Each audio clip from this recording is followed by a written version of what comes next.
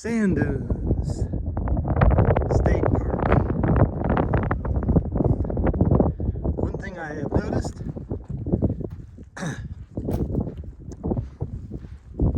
when filming in bright, sunny conditions in the desert is that with all the glare, you can hardly see where you're aiming your camera.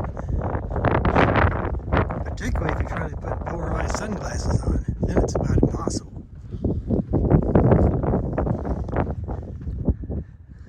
Starting this hike, the first thing you notice is the sand. It's real fine grained, and it's made up of salt and pepper, black and white crystals. The black is basalt, and the white is quartz, which comes from rhyolite.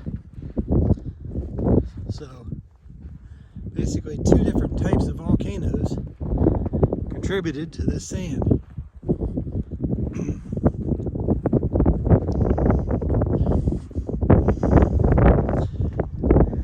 The only problem with going on sand uphill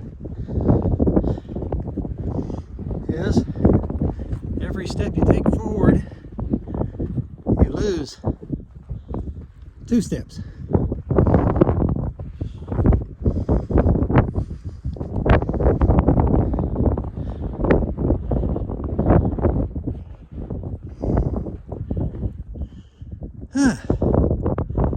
I was reading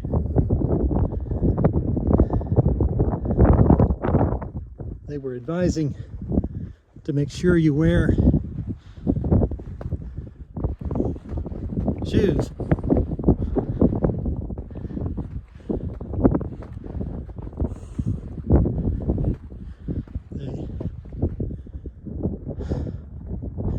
This is work. They gave a little anecdote that the father and son from one Scandinavian country, anyway, they came here in the morning and didn't wear shoes. Trouble was, by midday, the sand was so hot that the little kid couldn't walk. So the dad picked him up and tried to carry him down. He wound up with 2nd-degree burns on his feet. Wound up in the hospital. Not that good. I don't know.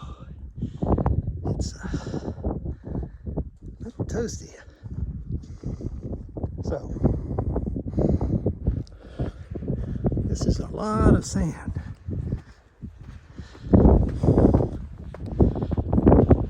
What is it? Well, it's not too bad. It's only 94. But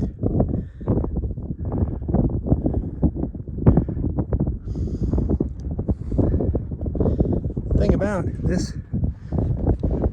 sand dune and that one over there, which is the tallest one, as a matter of fact, that's the tallest sand dune in the United States.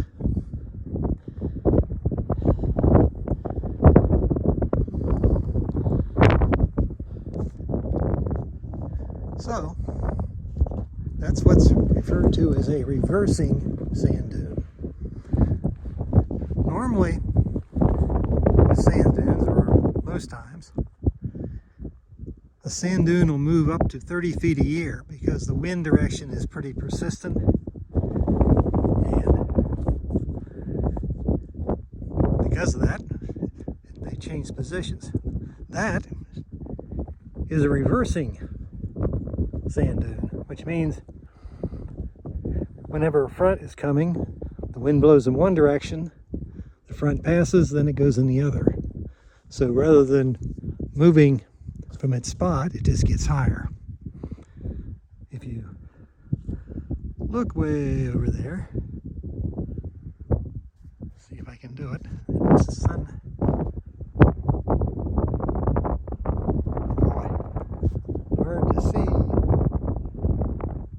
there we go. The leeward side, up there near the top, that's an angle of about 34 degrees. That is the steepest that you can achieve with wet, dry sand. Whenever the angle gets more than that, it causes an avalanche, and this sand runs down to the bottom. So it's called the angle of repose. So again, right now the wind is blowing from left to right, but later on it'll switch, go the other way, and then the sand will build up on the other side. So I think it's like 4,800 acres is what how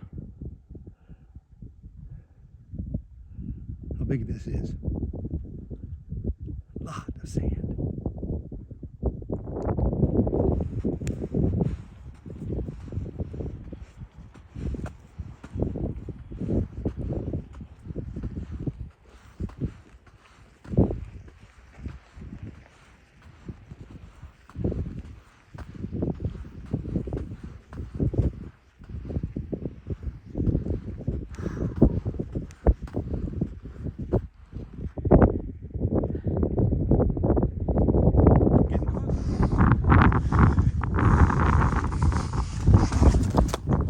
Oops. Ooh, that is hot.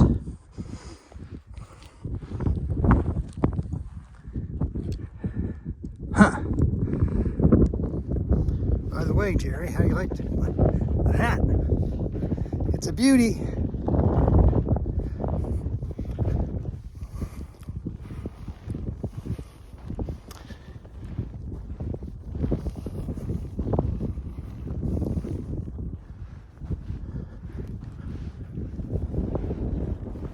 Lake over there to our left.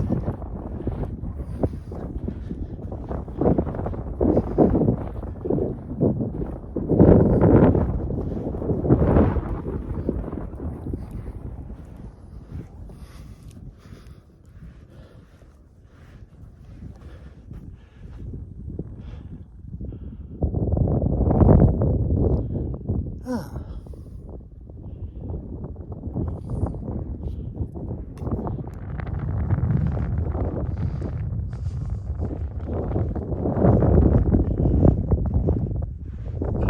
Wind has to be 13 miles an hour to move the sand. Any less than that, it won't. So it feels like about that range right now. Particularly there at the top.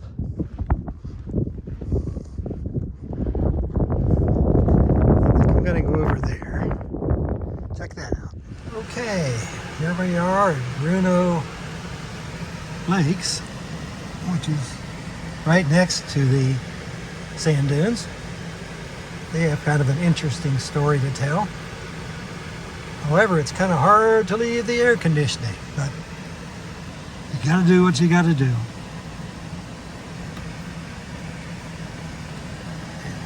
Oh well. Here we go.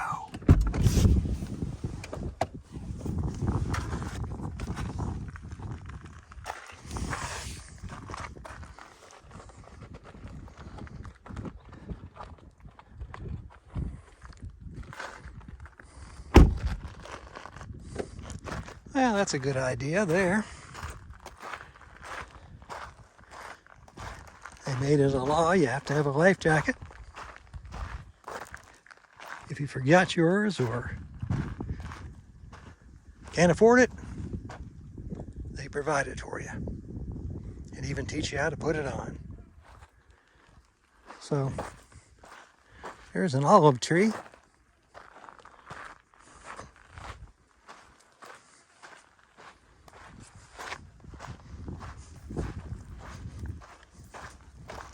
Flies trying to bug me.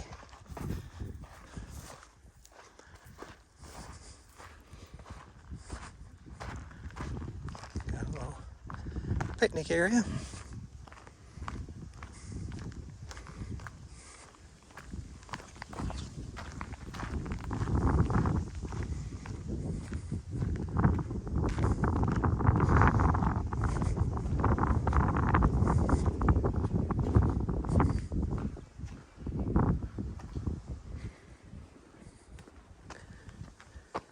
Okay, the story on these lakes is they were unintentional. The government put a dam upstream, and what that did was it raised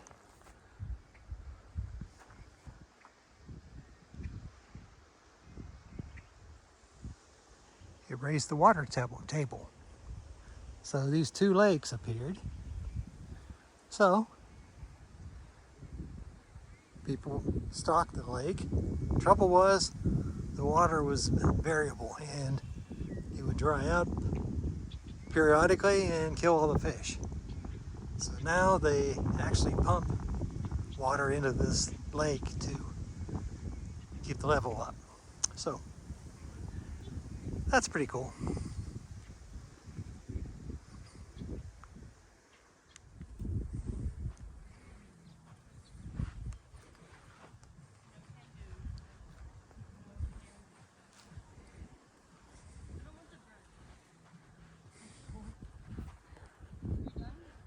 All right, it's a reasonable sized lake. You can tell it doesn't have much depth to it, at least here near the shore, but again, that's the big boy.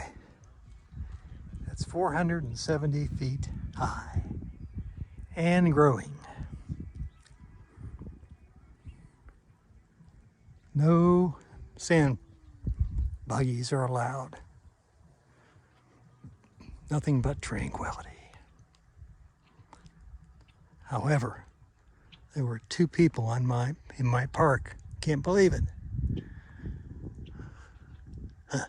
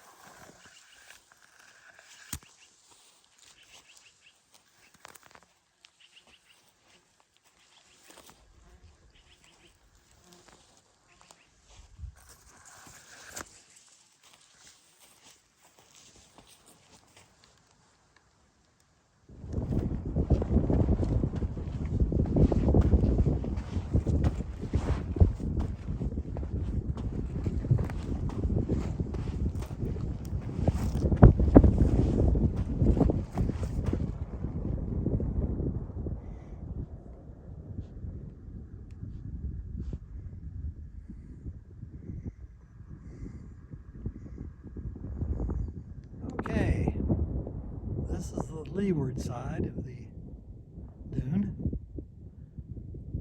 which means that steep area right beyond the crest is about 34 degrees.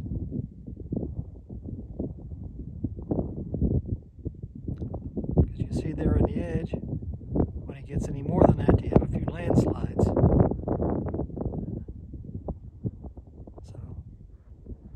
That's how it works. When I was in White Sands, New Mexico, the sand is super white, and I forgot my sunglasses. Not a good thing. So I was pretty snowblind by the end of the trail. Also, true because there the sand moves along. They put out markers, plastic orange markers in the sand that you go from one spot to the next. you never leave the one until you see the next one, so you don't get lost out there. So it's pretty amazing. But there, people take their snow discs and go to the top of the dunes and slide down like they're on snow. So obviously you can only do that when it's not 100 degrees out or it'd burn you. So that's the story on that. One thing I didn't mention about these sand dunes was that they think the sand came from the Bonneville flood. The Snake River made a big turn about this area and slowed the water down, and the silt